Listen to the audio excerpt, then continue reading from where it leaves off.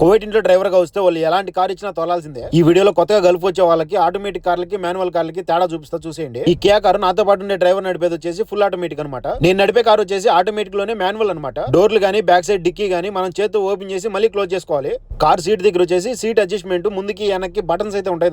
దీనికి వచ్చేసి మనం చేతితో అడ్జస్ట్ చేసుకోవాలి. మధ్యలో ఒక రాడ్ ఉంటుంది అనమాట. దాన్ని పట్టుకొని లాగామంటే ముందుకు వస్తుంది, మళ్ళీ వెనక్కి పోతుంది తోసామంటే. ఫుల్ ఆటోమేటిక్ కార్ వచ్చేసి జస్ట్ బ్యాక్ సైడ్ డిక్కీ దగ్గర ఒక బటన్ ఉంటుంది. దాన్ని నొక్కామంటే పైకి లేసిపోతుంది ఆటోమేటిక్ గా. మళ్ళీ అదే నొక్కామంటే క్లోజ్ అయిపోతుంది అనమాట. కానీ దీన్ని మాత్రం మనమే చేతి వేయాలి, చేతులు లేపాలి పైకి. కువైట్ కొత్తగా వచ్చే వాళ్ళు మాత్రం భయపడాల్సిన అవసరం లేదన్నమాట. ఇక్కడ క్లచ్ అనేది ఉండదు, గేర్లు అనేవి మార్చేది అవసరం ఉండదు. జస్ట్ డిఎస్ అంటే ముందు పోతుంది, రివర్స్ చేస్తే వెనక్కి పోతుంది. నేను కోవిడ్ కి వచ్చిన కొత్తలో చాలా భయపడ్డా. మా పెద్దమ్మ కొడుకు భయపడొద్దని చెప్పి దగ్గరుండి అన్ని నేర్పించాడు. కొంతమందికి చెప్పి నేర్పించే వాళ్ళు ఎవరు ఉండరు. అలాంటి వాళ్ళకి ఈ వీడియో ఉపయోగపడుతుందని చెప్పి చేస్తున్నా. ఇక్కడ డ్రైవింగ్ అనేది చాలా ఈజీగా ఉంటుంది అనమాట. ఎవరు భయపడాల్సిన అవసరం లేదు. ఆటోమేటిక్ మాన్యువల్ ఫుల్ ఆటోమేటిక్ సంబంధించి ఒక ఫుల్ వీడియో చేసా. మీకు ఇంట్రెస్ట్ ఉంటే ఖచ్చితంగా ప్రొఫైల్ కింద పిన్ చేస్తా చూడండి. ఈ వీడియో మీ ఫ్రెండ్స్ అండ్ ఫ్యామిలీకి షేర్ చేయండి, ఉపయోగపడుతుంది. ప్లీజ్ వీడియోకి లైక్ చేసి సబ్స్క్రైబ్ ఉంటా. బాయ్.